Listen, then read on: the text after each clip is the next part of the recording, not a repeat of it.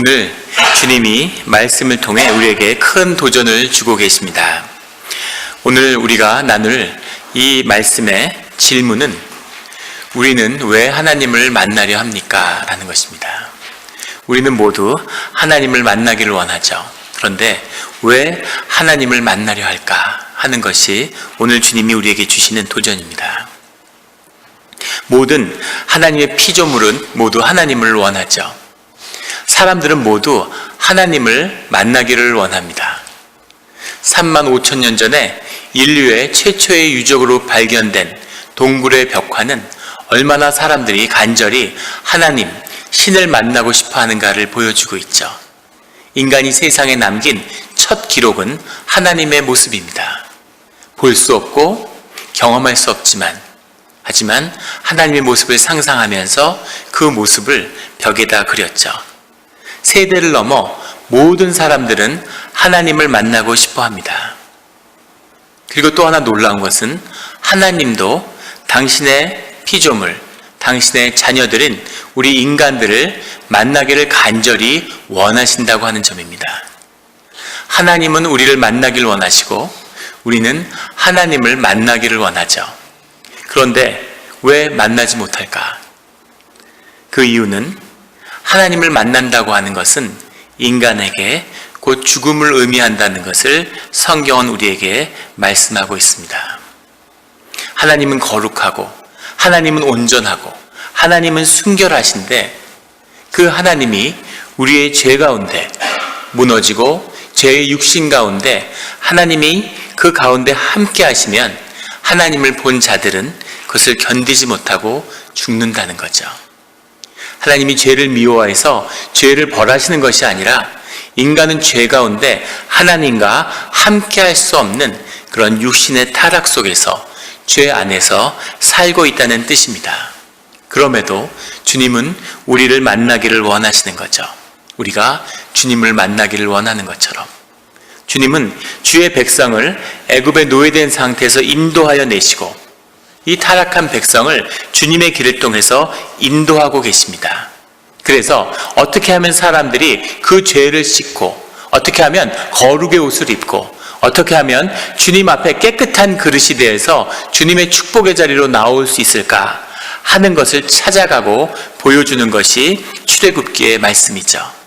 그래서 계속해서 주님을 따라가고 주님을 알아가면서 성막을 짓고 거룩한 향을 피우고 물두덩을 만들고 번제를 드려서 회개를 하고 그 앞에 예배를 세우고 제사장을 세워서 계속해서 앞으로 주님께 한 걸음 한 걸음 다가올 수 있도록 주님을 만나는 것이 우리 삶의 파멸이 아니라 죽음이 아니라 재앙이 아니라 축복이 될 수 있도록 생명의 근원이 될 수 있도록 주님은 우리를 주님 앞에 불러내고 계신 거죠.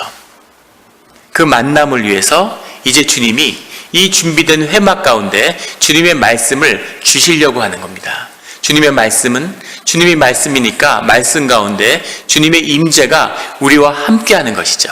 그 말씀을 받으려고 모세가 시내산에 올라가서 40일 동안 주님과 함께 시간을 보내고 있는 겁니다.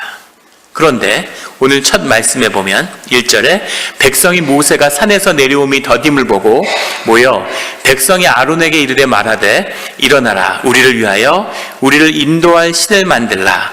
이 모세 곧 우리를 애굽 땅에서 인도해낸 사람은 어찌 되었는지 알지 못함이니라.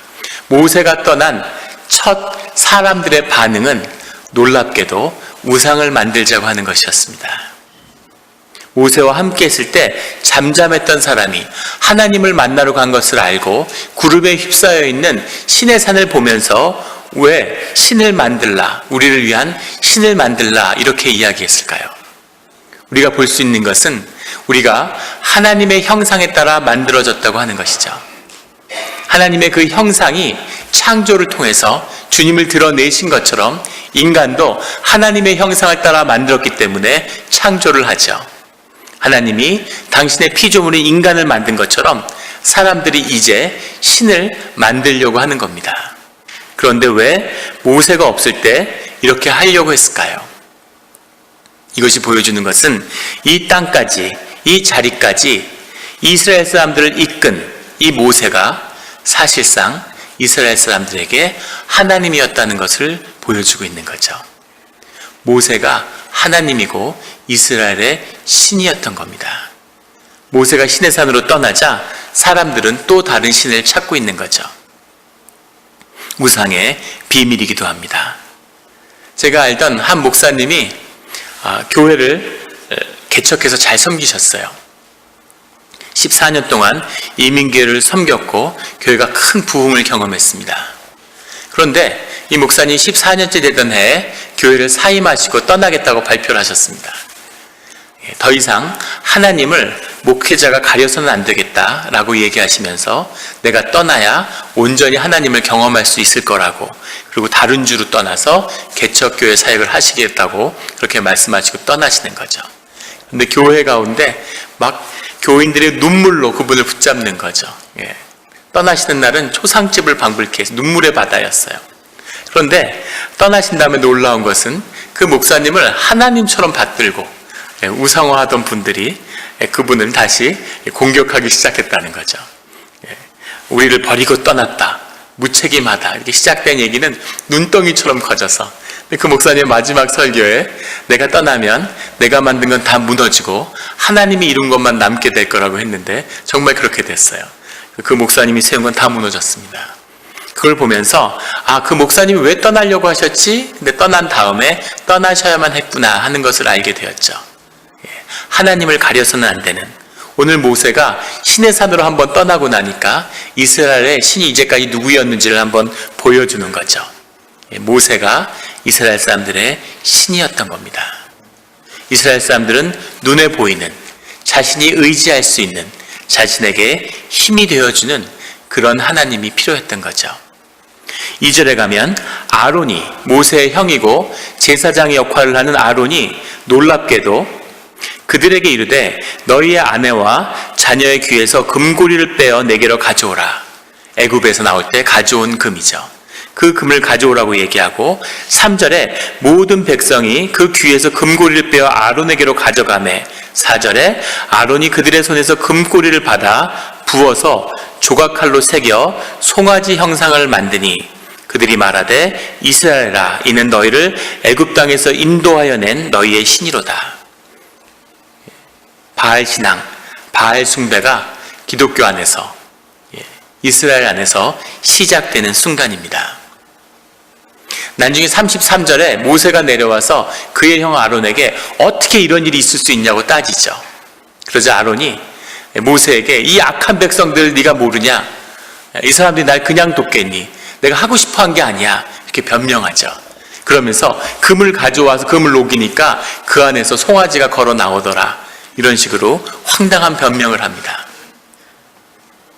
금고리를 조각칼로 새겨 400년 동안 애굽에서 노예 생활을 하면서 이스라엘 사람들이 한 일이죠. 그래서 너무너무 익숙한 일입니다. 금으로 송아지의 형상을 만드는, 이집트의 아피스라고 하는 소로 만든 우상을 숭배했던 그 풍속이 그대로 되살아난 거죠.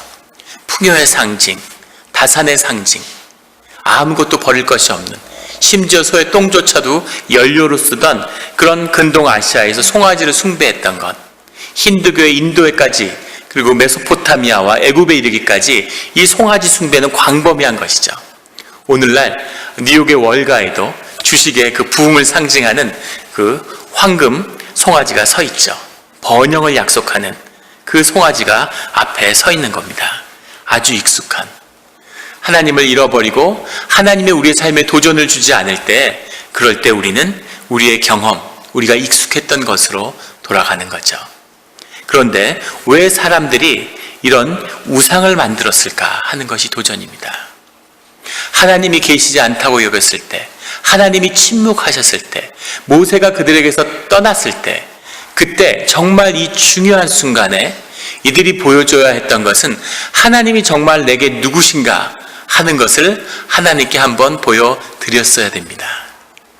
주님이 우리를 인도하시는 신앙의 길에서 침묵하실 때가 있죠. 하나님이 마치 안 계시는 것 같을 때가 있습니다. 그럴 때 주님은 너의 믿음이 무엇이냐라고 우리에게 묻고 계시는 거죠. 우리가 예배 가운데 주님을 만나기 위해서 나왔습니다. 내가 예배드리고 내가 주님께 나온 것처럼 생각하지만 그렇게 주님께 나오시는 사람은 없죠. 그렇게 주님께 나오면 죽는 겁니다. 주님의 은혜로, 주님의 자비하심으로 우리를 불러주신 거죠.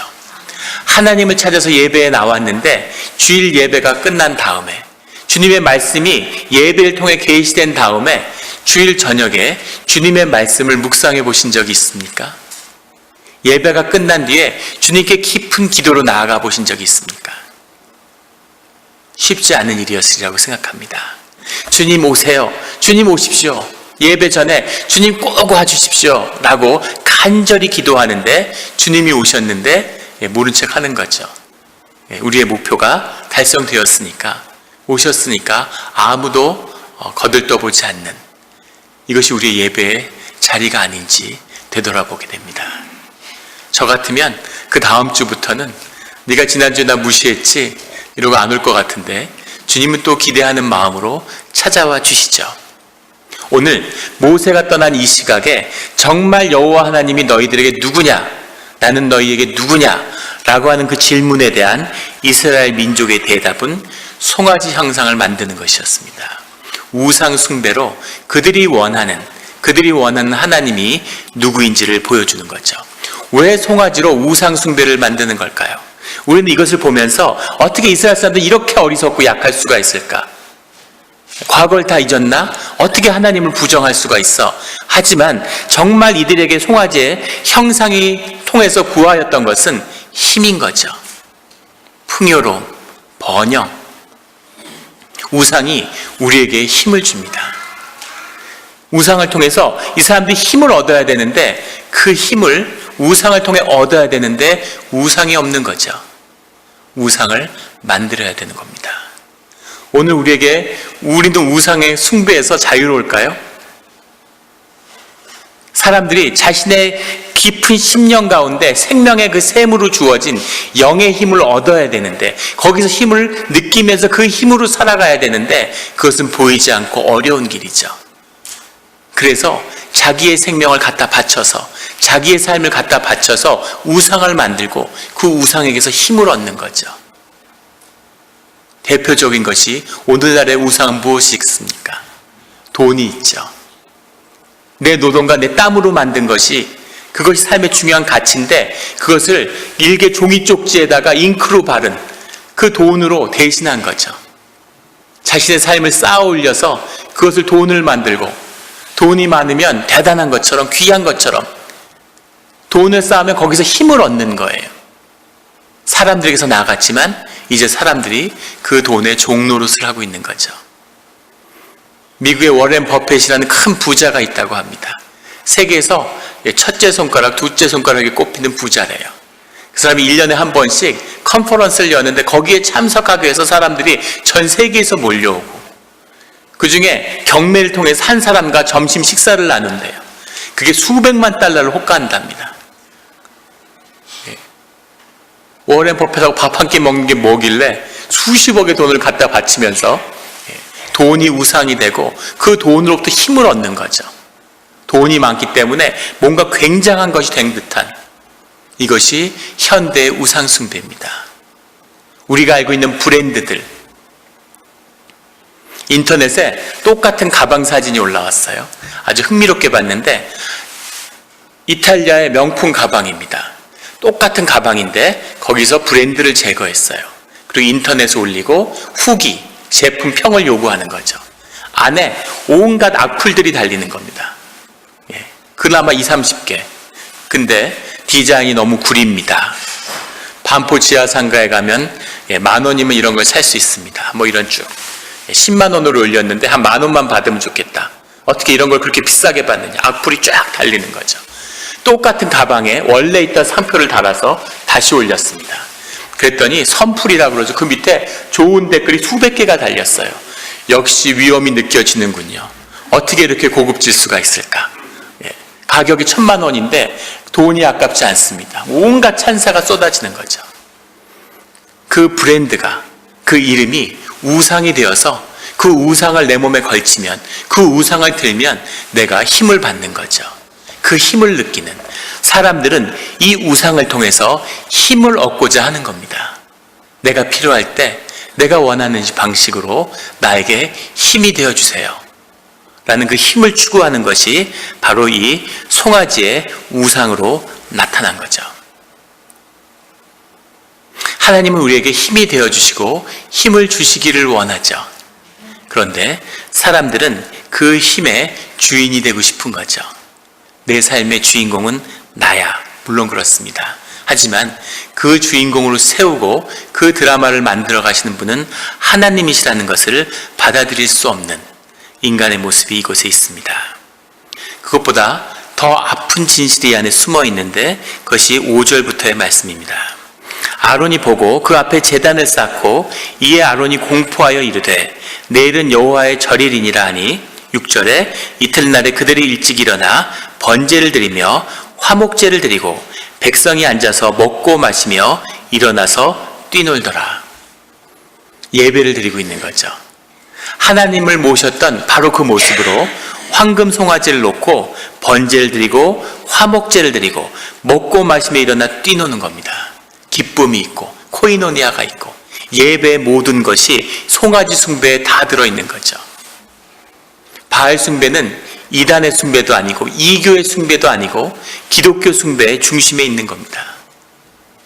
모든 것을 다 갖춘 그 안에 하나님만이 없는 거죠. 제사를 드리고 제사장이 서 있고 먹고 마시며 코이노니아를 누리고 술을 마시는 광고를 하는데 모든 술 광고는 술을 광고하는 것이 아니라 코이노니아를 광고하죠. 사람의 영은 하나인데 모두 육신에 갇혀 있어요. 한 영을 이루고 싶은 것이 인간의 기본적인 욕구죠. 본성입니다. 그걸 이룰 수 없어서 고통받는 거죠. 돈을 많이 벌면 코이노니아를 이룰 것 같지만 결코 돈을 통해서는 코이노니아가 이루어지지 않죠. 그러니까 술을 마시는 거죠. 술 먹는 광고를 보면 술이 좋은 게 아니라 술을 잔을 들고 사람들이 그렇게 기뻐하고 좋아하고 불을 펴놓고 술을 들고 기뻐하고 친구들이 만나는데 술병을 들고 기뻐하고 술만 먹어 코이노니아를 이룰 수 있어 이렇게 얘기하는 거죠.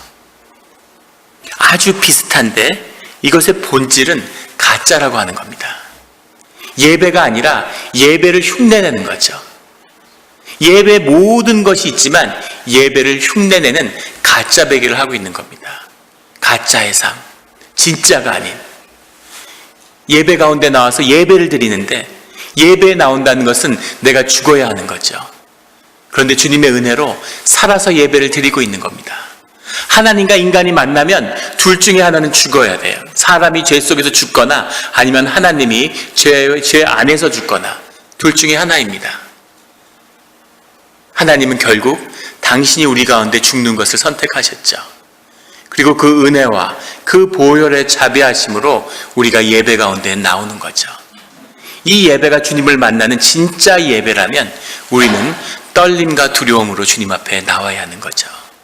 죽을 수도 있는, 사실은 죽어야 되는, 그런데 내가 주님께 나오고 내가 예배드리고 내가 봉사하고 내가 헌신하고 내가 은혜 받고 내가 결심하고 내가 결단하고 내가 선교하고 그것은 비슷하지만 신앙도 아니고 예배도 아닙니다.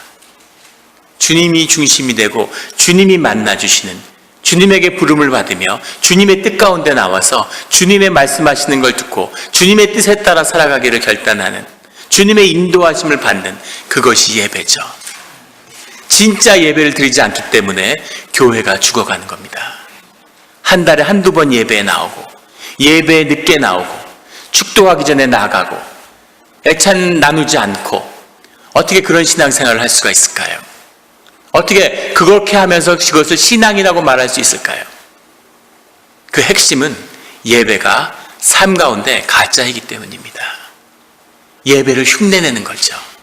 진짜 신앙이 아니기 때문에 진짜 하나님을 만나는 것이 아니기 때문에 내가 좋은 대로 하는 거죠.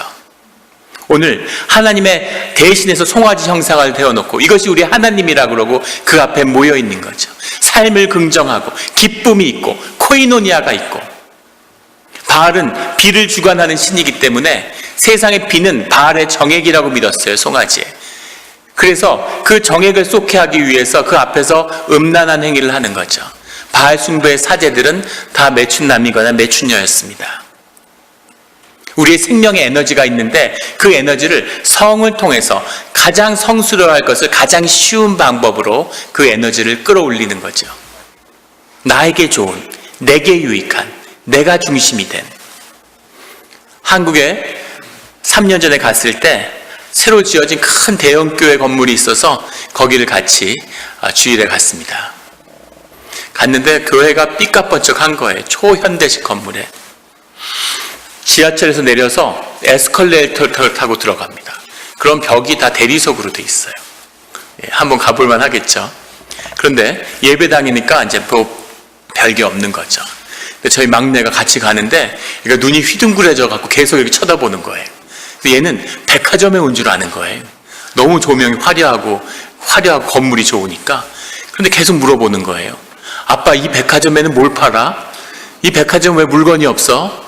물건은 어디 있어? 이건 무슨 백화점이야? 그걸 계속 물어보는 거죠. 그래서 제가 애한테 이곳에선 예수님을 팔지? 이렇게 제가 얘기했습니다. 그러니까 애가 눈이 휘둥그레져서 예수님도 팔아? 이렇게 물어보더라고요. 교회가 예수를 파는 거죠. 아무것도 없고 가짜인데 마치 하나님이 없어도 교회가 되는지 안 되는지 한번 보자, 이런 식으로 예배를 드리는 것 같아요. 하나님을 믿어? 웃기지 마, 이러는 거죠. 세상은 파워야, 세상은 돈이야, 세상은 힘이야, 그게 종교의 본질이야. 그렇죠. 목회가 사명으로 받아들여지는 것이 아니라서, 교회가 적고 보잘것 없으면 목회자는 우순, 정말 하찮은 대접을 받는 거죠. 교회가 크면 세상에 뭐 그런 권능이 없죠. 사람들이 하나님같이 떠받듭니다. 파워를 좋아하는 거죠. 돈을 좋아하는 거죠. 이런 우상 숭배의 본질이 여호와 앞에 쓴 이스라엘 민족의 진실이었다고 하는 겁니다. 우리는 어떻습니까? 우리는 혹시 예배를 흉내내고 있지는 않습니까?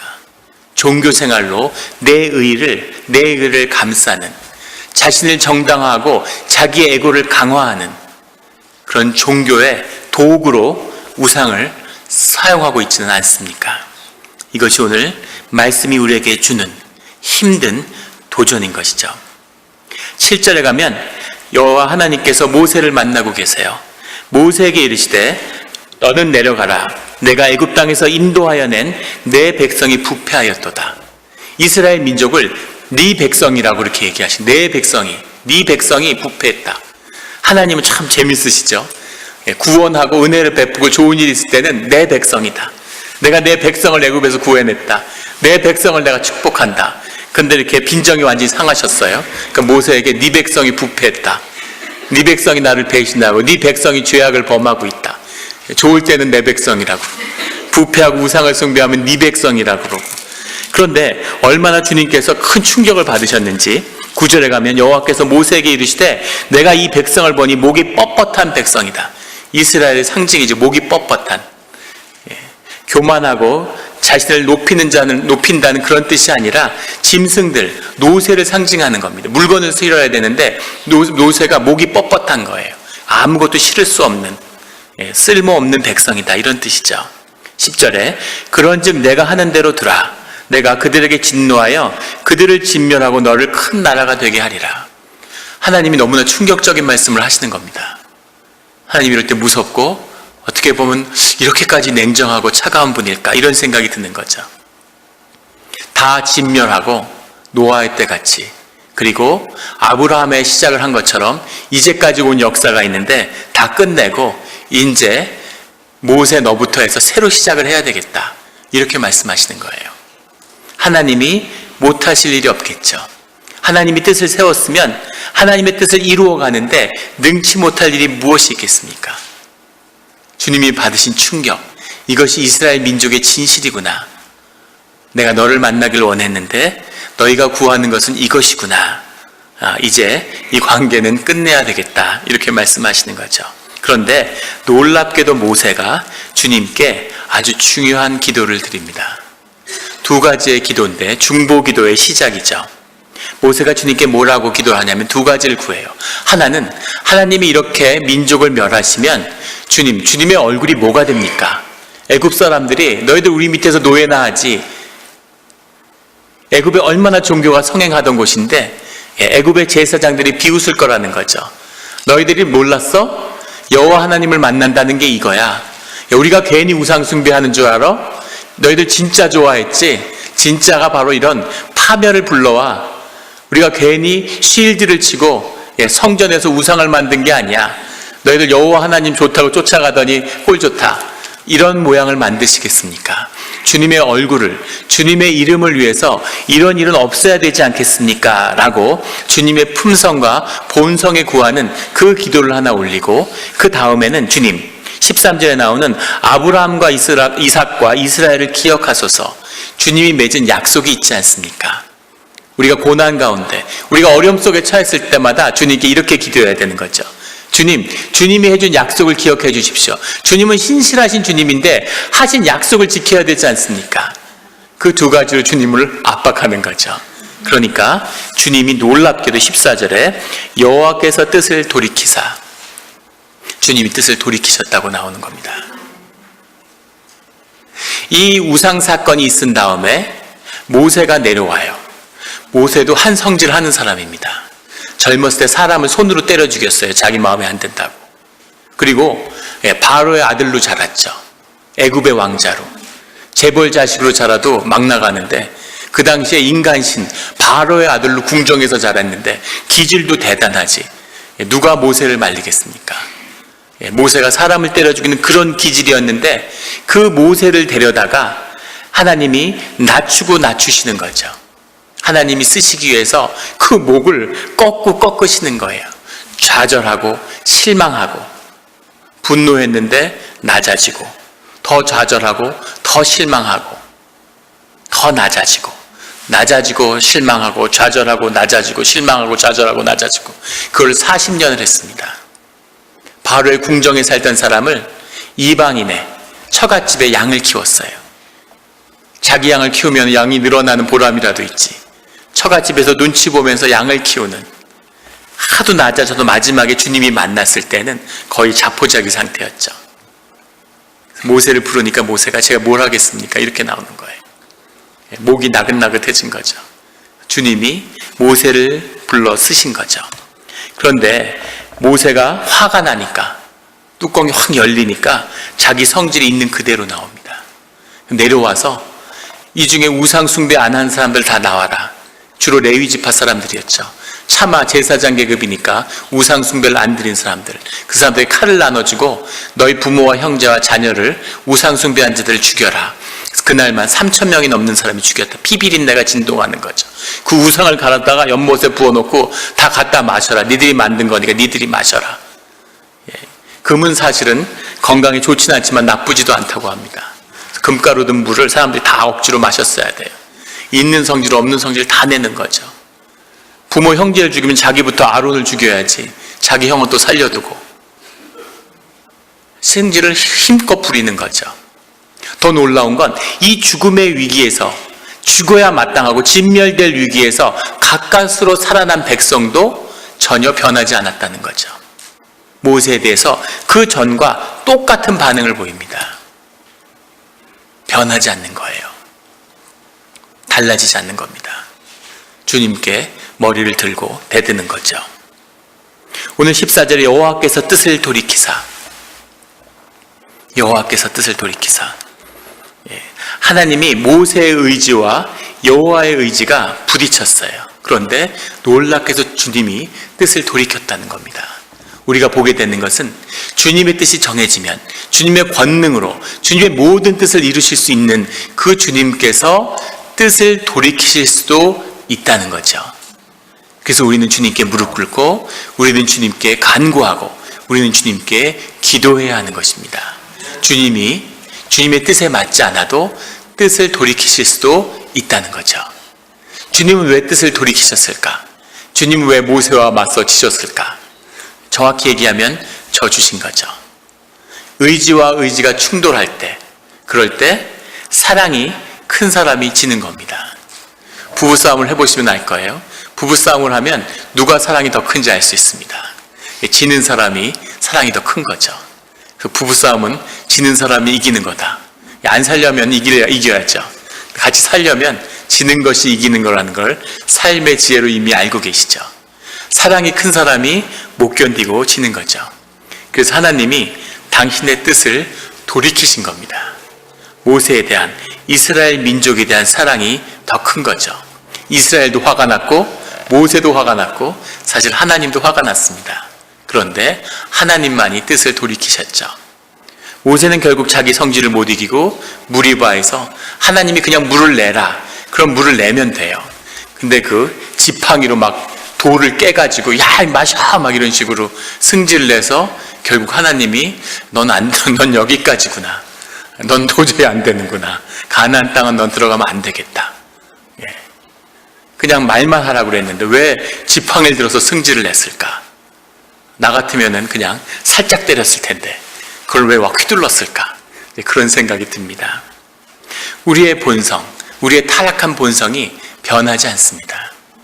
우리가 신앙생활을 한다고 해서 착해지는 것도 아니고 좋아지는 것도 아니죠. 예수 믿는 사람이 왜 저래? 예수 믿는다고 사람이 좋아지고 성격이 성숙해지나요? 인격이? 착각이죠. 절대 그렇지 않습니다. 그런데 주님의 사람이라면 적어도 진실과 정직으로 주님 앞에 나와야 되는 거죠. 더러운 모습으로, 추한 모습으로, 마치 의로운 것처럼, 마치 깨끗한 것처럼, 마치 좋아진 것처럼 그렇게 주님을 속이는 것, 이것이 주님을 우상으로 만나는 우리의 모습입니다. 오직 떨림과 두려움으로 죽어야 되는데, 주님을 만나면 죽어야 되는데 주님의 은혜로, 십자가에 죽으신 보혈의 은혜로 여전히 주 앞에서 살아있는 그 죄인된 심정으로 주님 앞에 나와서 주님을 만나는 거죠. 그 진실함이 주님의 사랑과 주님의 은혜와 그 구속과 십자가를 만나는 것만이 우리 삶 가운데 구원이고 신앙이고 우리의 인생이고 선물로 받은 삶이라고 하는 것을 오늘 주님은 말씀을 통해서 우리에게 증거하고 있습니다. 왜 하나님을 만나려고 하시나요? 다 하나님을 만나고 싶죠. 하지만 주님을 간구해서 주님을 만난 그 자리가 파멸이나 심판이 아니라 은혜와 구원이 되는 그런 삶의 자리가 되시기를 예수 그리스도의 이름으로 축원합니다.